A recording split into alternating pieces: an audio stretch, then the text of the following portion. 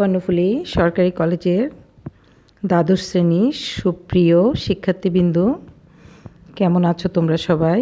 আশা করব তোমরা সবাই যার যার অবস্থানে স্বাস্থ্যবিধি মেনে ভালো আছো। আমরা এখন বর্তমান অবস্থার সাথে নিজেদের খাপ খাইয়ে নিতে পেরেছি। কোভিড-19 কারণে শ্রেণী কার্যক্রম বন্ধ থাকলেও ক্লাস তো আর থেমে নেই। তোমরা মনোযোগ সহকারে পড়াশোনা করবে। সামনে তোমাদের পরীক্ষা, সময় কিন্তু অনেক বেশি মূল্যবান এবং তোমাদের কিন্তু একেবারেই হাতে সময় নেই। তো আমি আশা করব তোমরা সবাই ভালো আছো। আচ্ছা, এবার আসো আমরা একটু পড়াশোনার দিকে মনোযোগী হই। আজ ম্যাডাম তোমাদের পাঠ্য বই বাংলাদেশের সমাজবিজ্ঞান দ্বিতীয় পত্রের 7ম অধ্যায় থেকে পড়াবো। গত ক্লাসে ম্যাডাম তোমাদের বাংলাদেশের গ্রাম সমাজের ক্ষমতা কাঠামো, প্রকৃতি, উপাদান, বৈশিষ্ট্য ইত্যাদি বিষয় নিয়ে আলোচনা করেছিলাম। সেটা ছিল তোমাদের 6ষ্ঠ অধ্যায়। আচ্ছা, আজ আমাদের আলোচ্য বিষয় হচ্ছে বাংলাদেশের সমাজে বিবাহের ধরন ও বৈশিষ্ট্য। বিবাহ সম্পর্কে তো তোমাদের আসলে সবারই একটা ধারণা আছে, সাথে কৌতূহলও আছে। তারপরে আমরা আমাদের পাঠ্য বইয়ের আলোকে, অর্থাৎ বিবাহ যে কী, বিবাহের গুরুত্বটা কী সমাজে, সেই বিষয়টা আমরা একটু আলোচনা করব অথবা জানব।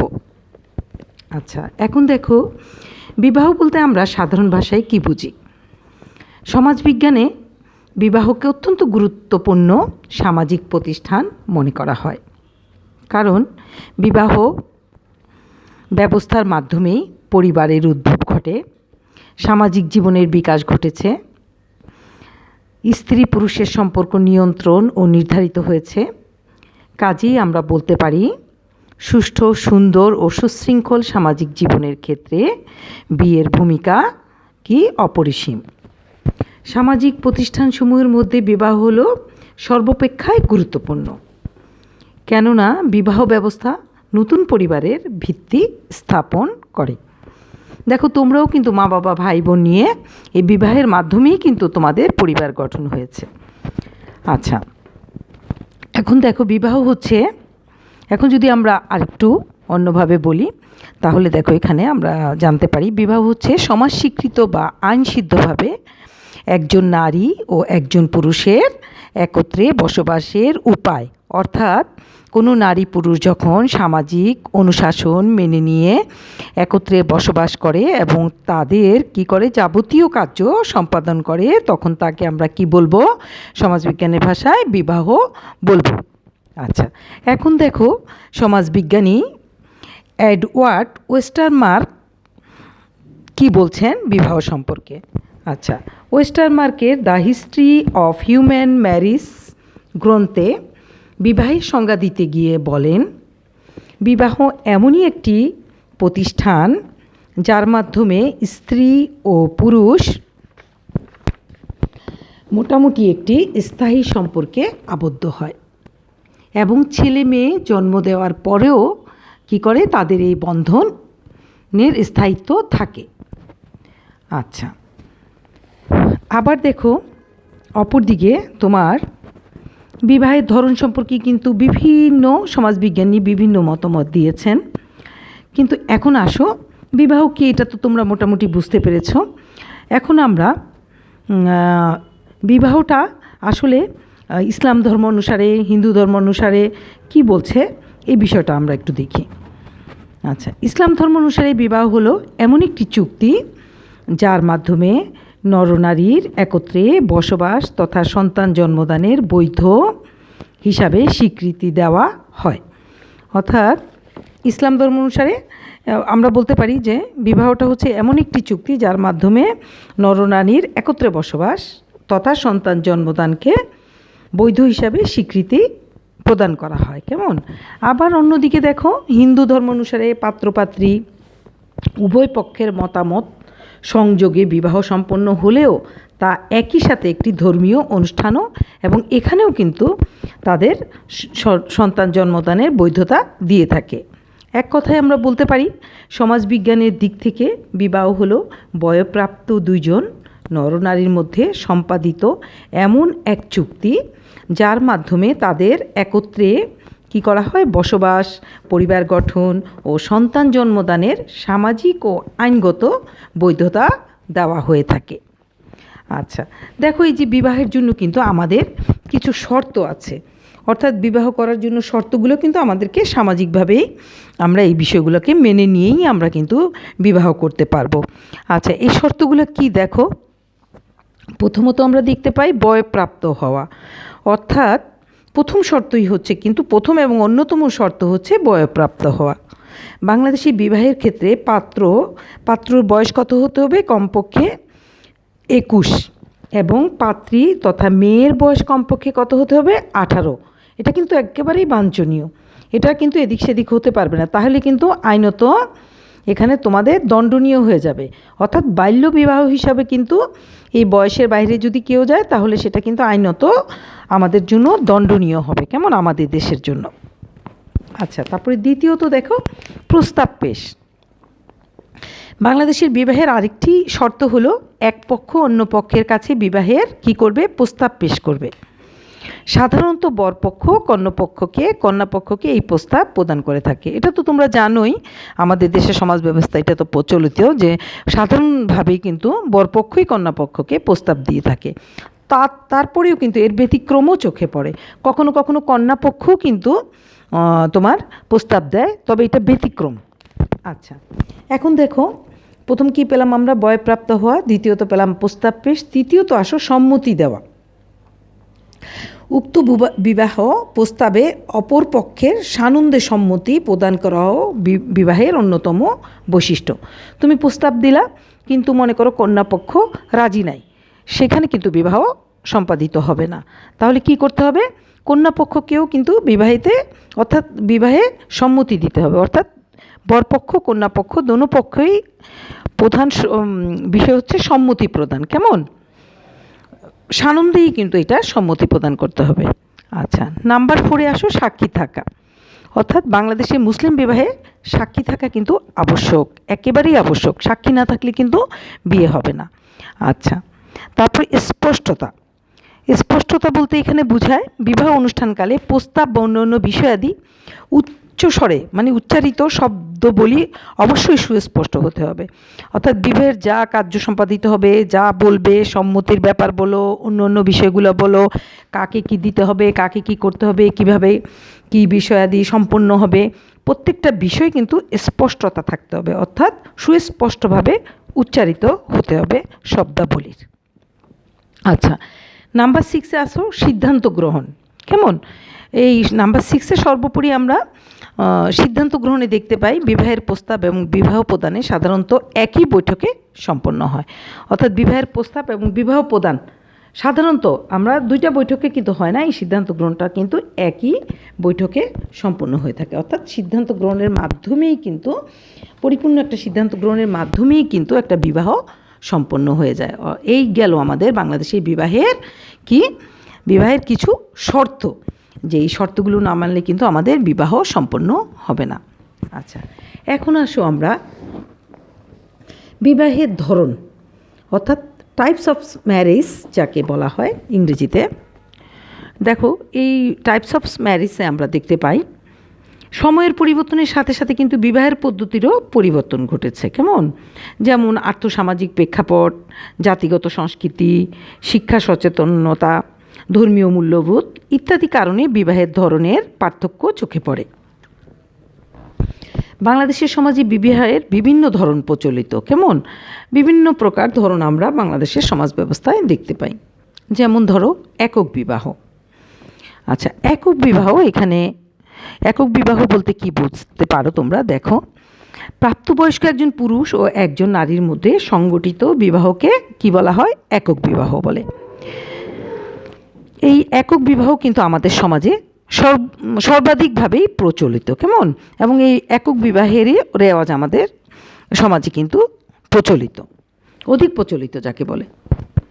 আবার দেখো, যে সকল সমাজে বহুবিবাহের রেওয়াজ প্রচলিত আছে সেই সকল সমাজেও ব্যাপকভাবে কিন্তু আমরা একক বিবাহের রীতির প্রচলনও দেখতে পাই।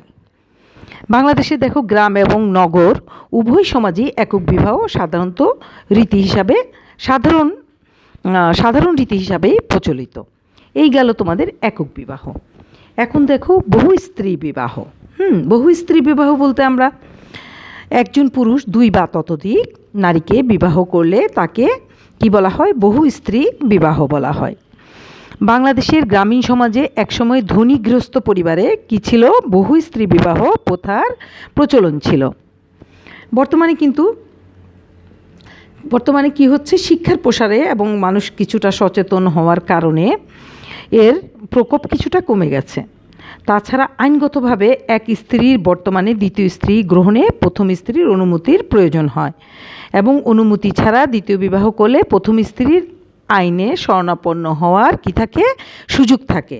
এই কারণেই কিন্তু বহু স্ত্রী বিবাহ এই বর্তমান আমাদের বাংলাদেশের সমাজ ব্যবস্থায় অনেকটা হ্রাস পেয়েছে। আচ্ছা, এখন দেখো বন্দোবস্ত বিবাহ। কেমন? বন্দোবস্ত বিবাহটা বলতে আমরা কি বুঝি? যে বিবাহ বর ও কনের পরিবার দ্বারা আয়োজিত হয় তাকে কি বলা হয়? বন্দোবস্ত বিবাহ। এই বিবাহের ক্ষেত্রে বর ও কনে সাধারণত সিদ্ধান্ত গ্রহণ প্রক্রিয়ায় অংশগ্রহণ করে না এবং পরিবারের সিদ্ধান্ত মাথা পেতে নেয়। অর্থাৎ এখানে বর কিংবা কনে তাদের কোনো সিদ্ধান্তই কিন্তু সেখানে দেয় না। অর্থাৎ এই বিবাহটা পুরাটাই তারা পরিবারের উপরেই ছেড়ে দেয় এবং পরিবারই এই সিদ্ধান্তটা নিয়ে থাকে। এ ধরনের বিবাহের ক্ষেত্রে সাধারণত বর কনে কী করে? পরস্পরের নিকটে কি থাকে? অপরিচিত থাকে, কেউ কাউকে চেনে না। অনেক সময় কী করে? ঘটকের মধ্যে 2 পরিবারের মধ্যে আলাপ আলোচনার পর বিবাহের আয়োজন করা হয়ে থাকে। বাংলাদেশের সমাজ, বিশেষ করে গ্রামীণ সমাজে এই ধরনের বিবাহ প্রথাই অধিক প্রচলিত। কেমন? বাংলাদেশের সমাজে মূলত গ্রামেই কিন্তু এই ধরনের বিবাহ আমরা বেশি লক্ষ্য করে থাকি। এখন আসো আন্তঃবিবাহ বা বহির্বিবাহ। আপন বা নিজ গোষ্ঠী, শ্রেণী ও গোত্রের মধ্যে বিবাহ করার রীতিকে অন্তঃবিবাহ বলে। অর্থাৎ আপন বা নিজ গোষ্ঠী বলতে তো তোমরা বুঝেছ, শ্রেণী বা গোত্র একই নিজেদের আপন আত্মীয় স্বজন, গোষ্ঠী, জ্ঞাতি অথবা শ্রেণী বা গোত্রের মধ্যে বিবাহ করার রীতিকে কি বলা হয়? অন্তঃবিবাহ বলে। আর নিজ গোষ্ঠী বা গোত্রের বাইরে বিবাহ সংগঠিত হলে তাকে কি বলা হয়? বহির্বিবাহ হিসাবে স্বীকৃত। বাংলাদেশের সমাজ ব্যবস্থায় অন্তঃবিবাহ ও বহির্বিবাহ দুইই বিদ্যমান। আমরা দুইটাই দেখতে পাই। কখনো কখনো আমাদের আত্মীয় স্বজনের মধ্যে, আমাদের নিজের জ্ঞাতি গোষ্ঠীর মধ্যে বিবাহ দেখতে পাই।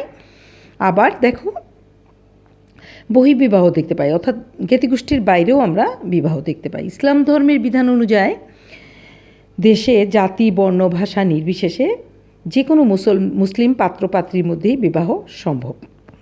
তবে এদেশে একই ভাষা ও সম আর্থসামাজিক মর্যাদার বিষয়টি বিবাহের ক্ষেত্রে প্রাধান্য পায়। অর্থাৎ একই ভাষাভাষী, একই কথা বলা, একই কালচারের হলে সেখানে প্রাধান্যটা বেশি পায়। পক্ষান্তরে কিন্তু হিন্দু সমাজে প্রধানত অন্তঃবিবাহ বিদ্যমান। কেমন? তবে এর ব্যতিক্রম সীমিত মাত্রায় হলেও আজকাল লক্ষ্য করা যায়।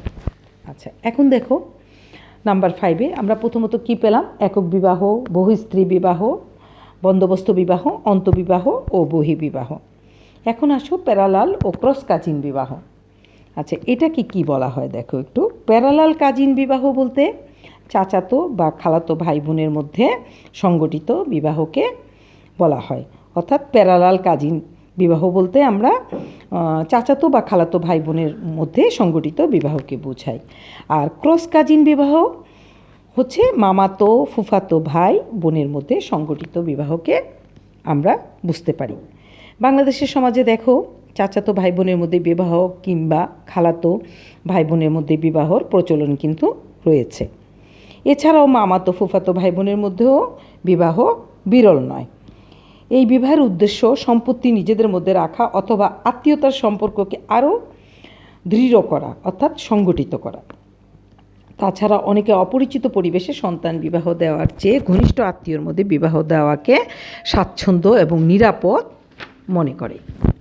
আচ্ছা, আবার দেখো দেবর ও শালিকা বিবাহ। দেবর বিবাহ বলতে তোমার কোনো পুরুষের সাথে তার মৃত ভাইয়ের বিধবা স্ত্রীর বিবাহকে বোঝায়। এই ধরনের বিবাহ বাংলাদেশের সমাজে কালভদ্রে দেখা যায়। সাধারণত বিধবা মহিলাটি স্বামীর মৃত্যুর পর প্রাপ্ত সম্পত্তির পরিমাণ বেশি হলে কিংবা তার ছোট ছোট সন্তান সন্ততি থাকলে, কখনো বা স্বামীর মৃত্যুর পর দুই পরিবারের আত্মীয়তার সম্পর্ক যাতে নষ্ট না হয়, এই বিষয়টা চিন্তা করে নানা কারণে মৃত স্বামীর বিবাহযোগ্য ছোট ভাইয়ের সাথে তার বিবাহ, অর্থাৎ তার বড় ভাইয়ের স্ত্রীর বিবাহ দেওয়া হয়।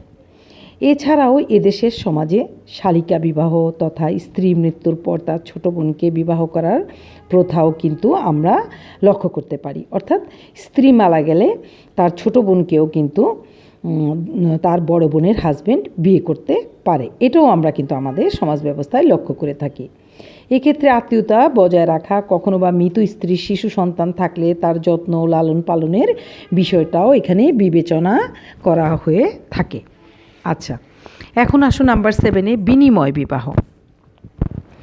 যে বিবাহে বর তার বোনের সাথে তার শ্যালকের বিবাহ স্থির করে তাকে বিনিময় বিবাহ বলে। অধিকাংশ ক্ষেত্রে বর কনের পরিবার এ ধরনের বিবাহের আয়োজনের দায়িত্ব গ্রহণ করে।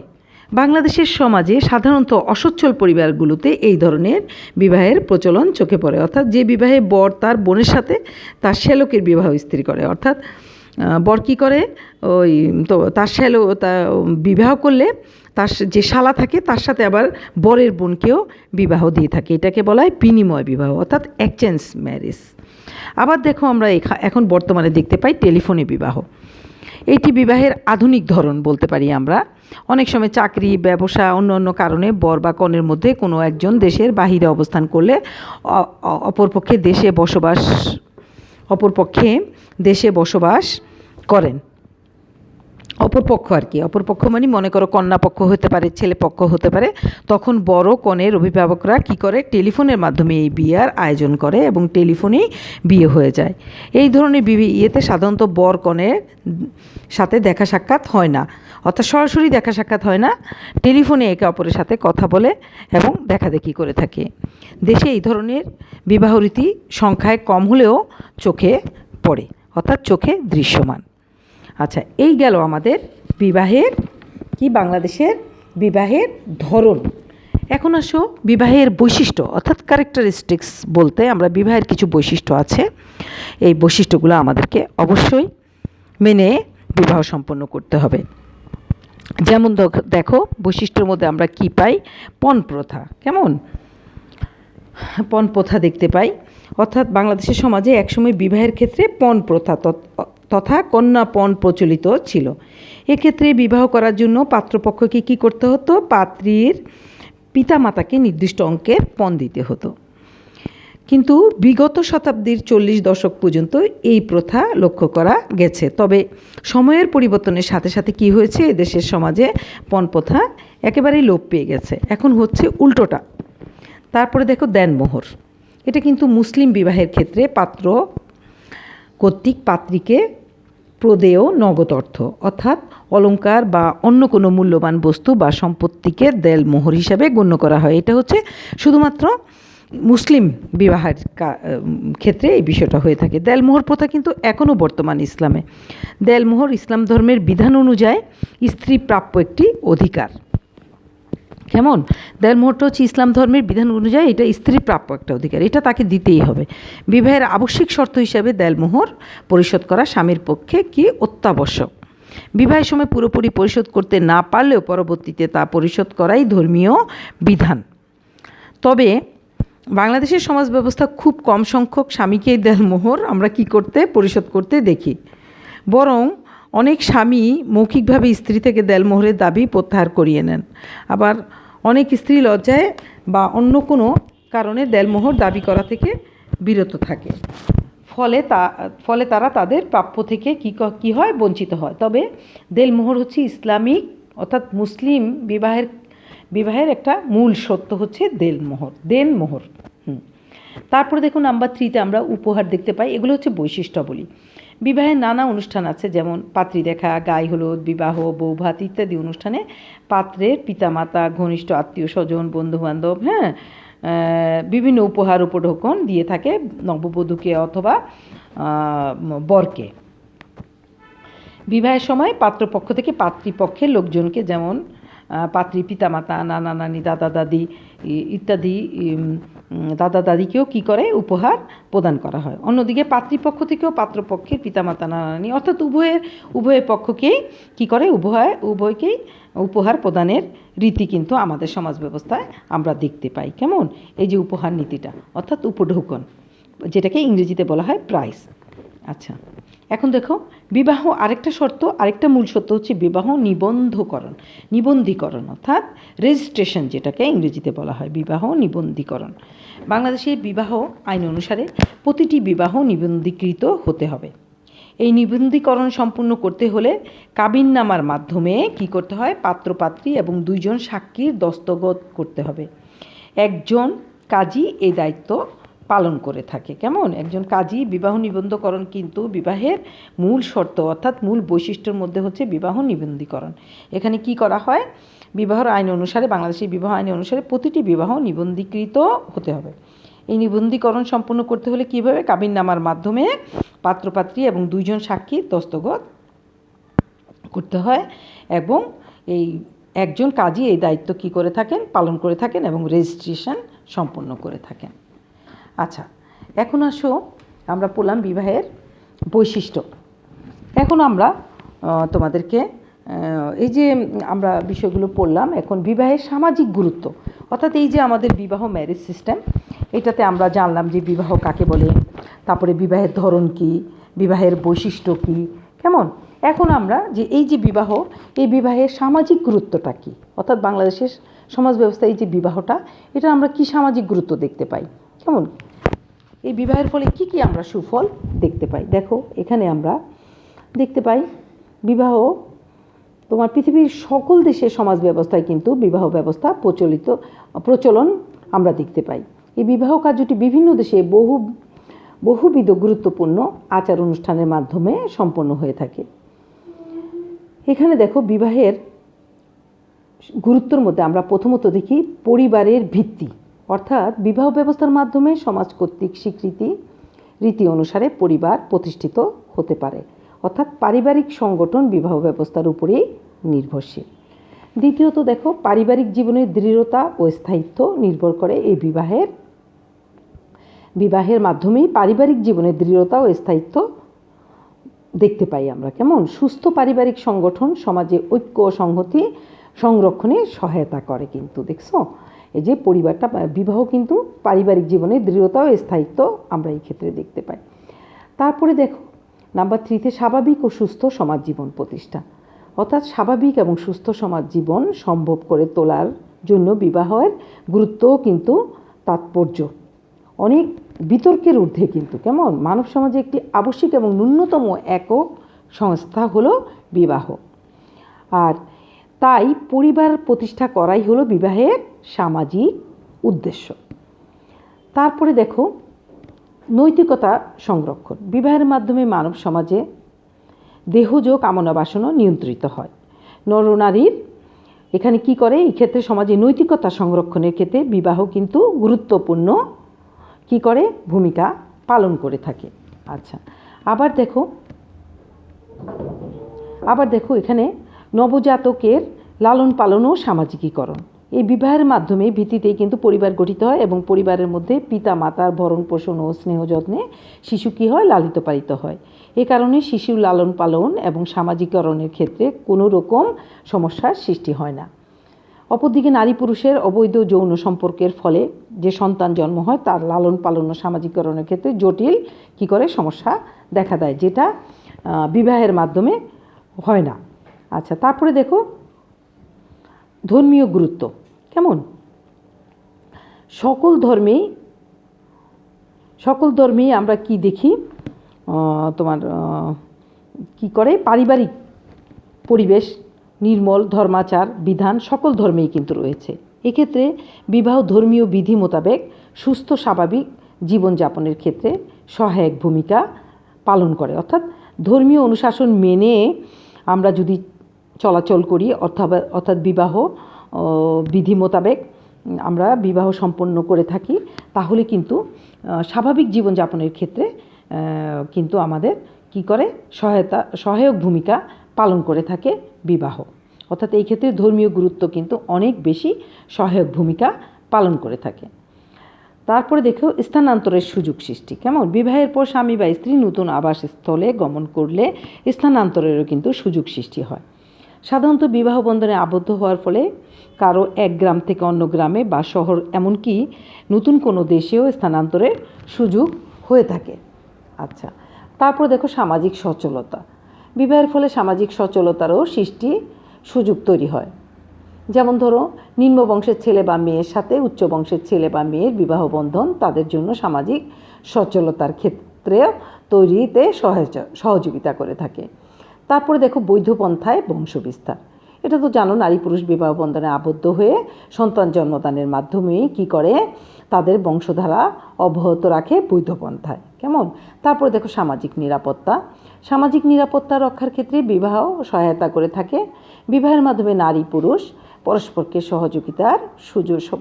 সহযোগিতার কী করে সুযোগ পায় এবং এতে তাদের পরস্পরের সাথে বিভিন্ন পারস্পরিক বন্ধনে আবদ্ধ হয়ে থাকে এবং এতে সামাজিক নিরাপত্তা বৃদ্ধির সুযোগ সৃষ্টি হয়। কেমন? তারপর দেখো সামাজিক নিয়ন্ত্রণ। সামাজিক নিয়ন্ত্রণের ক্ষেত্রেও কিন্তু বিবাহ একটি গুরুত্বপূর্ণ ভূমিকা পালন করে। যেমন বিবাহের মাধ্যমে অবৈধ বা অনৈতিক কাজ প্রতিরোধ করা হয়, নারী পুরুষের অবৈধ নৈরাজ্য সৃষ্টি থেকে বিরত রাখে। এক্ষেত্রে বিবাহ সামাজিক নিয়ন্ত্রণের এক অন্যতম নিয়ামক হিসাবে গুরুত্ব লাভ করে। আচ্ছা, এখন দেখো বিবাহের কিন্তু নৈতিক মূল্য অপরিসীম। কেমন? মানব সমাজে বিবাহ বন্ধন হলো এক অত্যন্ত পবিত্র বন্ধন। এর ফলে কি হয়? ব্যক্তি মানুষের আত্মোপলব্ধি ও চরম কল্যাণের পথ প্রশস্ত ও সুগম হয়ে থাকে। কেমন? আচ্ছা, এখন দেখো তোমাদেরকে ম্যাডাম আজকে বিবাহ চ্যাপ্টার যেটা, সেটা আমি তোমাদেরকে পুরোটাই পড়িয়ে দিলাম।